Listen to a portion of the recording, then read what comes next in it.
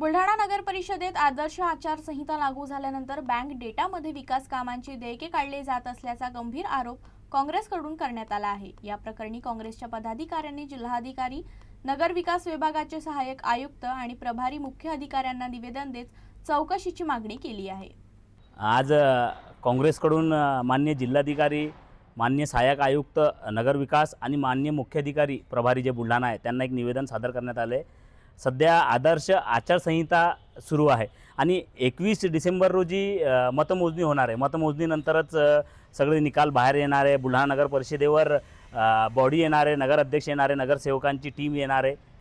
या अगोदर काही जे कंत्राटदार आहे त्यांना बॅकडेटमध्ये जे बिल आहे, जे देयक आहे ते देण्यात येत आहे अशी आम्हाला विश्वसनीय सूत्रांकडून माहिती मिळाली आहे। याची माहिती घेण्यासाठी आम्ही जेव्हा नगरपालिकेच्या जो अकाउंट सेक्शन आहे तिथे गेलो तर आम्हाला मोठ्या प्रमाणात तिथे कंत्राटदार दिसले।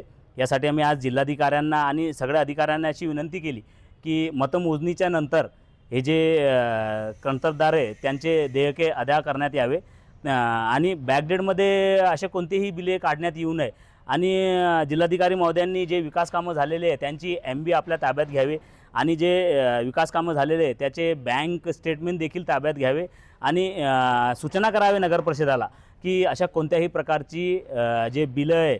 आम्ही जिल्हाधिकारी यांना निवेदन दिलेलं आहे। निवेदनात आमची अशी विनंती आहे कलेक्टर साहेबांना की आचारसंहिता लागू असल्यामुळे आमच्याकडे अशी माहिती आहे की बुलढाणा नगर परिषद येथे काही कंत्राटदारांना बॅकडेटमध्ये काही विकास कामाच्या नावाने चेक देण्यात येत आहे। ते ताबडतोब थांबण्यात यावे, कारण आता निवडणूक झाली, जे नवीन बॉडी येणार आहे त्यांच्या माध्यमातून जे अध्यक्ष निवडून येतील त्यांच्या माध्यमातून हे चेक देण्यात यावे, कारण काही कामं झाले, काही झाले नाही आणि याच्यात खूप भ्रष्टाचार झालेला आहे।